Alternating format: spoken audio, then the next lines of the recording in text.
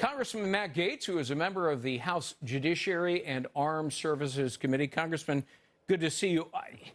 So the Pew research was very instructive because they found that with illegals on average staying here 15 years without really getting caught or deported is a financial burden to the American taxpayer of more than $700 billion. They're gaming the system, aren't they? They really are, and the left would tell us that this is what is required to be humane, that humanity requires the American taxpayer to shoulder the burden forever for whomever can get into our country. And the Pew study is particularly relevant given the work the Trump administration is trying to execute right now on interior enforcement of our immigration laws. Democrats would say that even if we catch people at the border, even if a judge says that they have no valid asylum claim, that it's racist to suggest that they ought to be removed by ICE for committing the crime of unlawful entry into our country.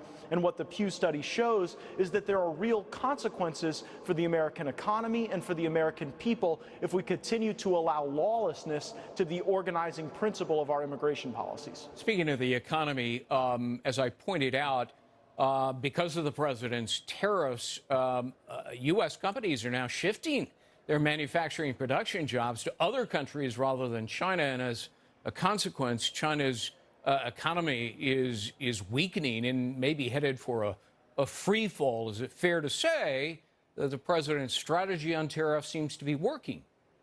President Trump is the first American president to truly understand China, and thus he is developing leverage to try to get a better deal for the American worker.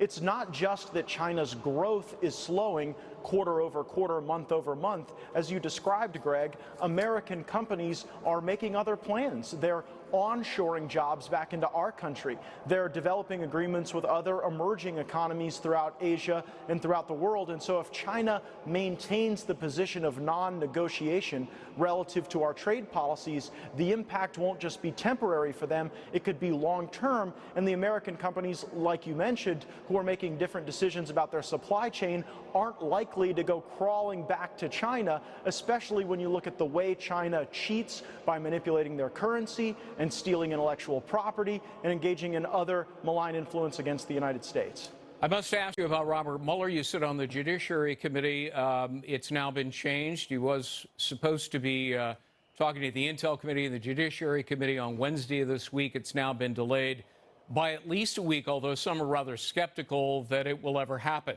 What do you know? I know that Democrats have been unable to secure testimony from any fact witnesses regarding the impeachment and drag that they seem to be prosecuting in the Judiciary Committee. Nancy Pelosi and others in the Democrat leadership know that if they engage in impeachment, the American people will punish them for that in the 2020 election and overwhelmingly re-elect a transformational president who has made our country stronger and safer. That said, the radical elements of the Democratic Party seem to be in control. That tension is making it very difficult for them to proceed. And frankly, Greg, it just looks like a joke when you and I both know that the real work that has to be done is in probing the origins of this investigation and determining why our president was improperly accused of committing crimes for 22 months. I will say I'm on my way to go meet with my House Judiciary colleagues, and we all have our Greg Jarrett Russia hoax book dog-eared and coffee-stained for our preparations. Thank you. I appreciate the plug. There are so many questions to be asked of Robert Mueller by Republicans. Democrats are just looking for sound bites to repeat from the report. But among the many questions, and I have a list of about 20 of them, one of them would be, Mr. Mueller, you sat across a desk from Peter Strzok, and you fired him because of his biased text. And yet, number one, you never asked him if that bias infected his decisions and contaminated the special counsel investigation. Number two, you let him walk out of that office with his cell phone. You didn't confiscate it and preserve the evidence. As a result, it was wiped clean. Isn't that one of the questions he should be asked? He will undoubtedly be asked questions about the assembly of his team, both at its inception and just the number of people that left his team under a cloud of bias. It wasn't just Peter Strzok. There were attorneys as well who had been sending messages like "Viva la resistance."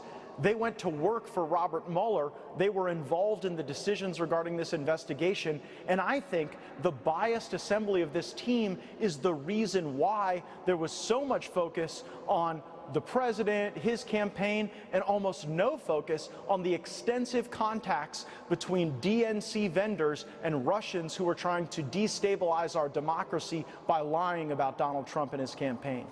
You know, it was no wonder that it became a partisan panel, because Mueller left it up to Andrew Weissman, of all people, the partisan in chief, to select the entire staff. And, you know, that's just one of the many questions I would add. What in the world were you thinking, allowing a guy like Weissman to come near the building?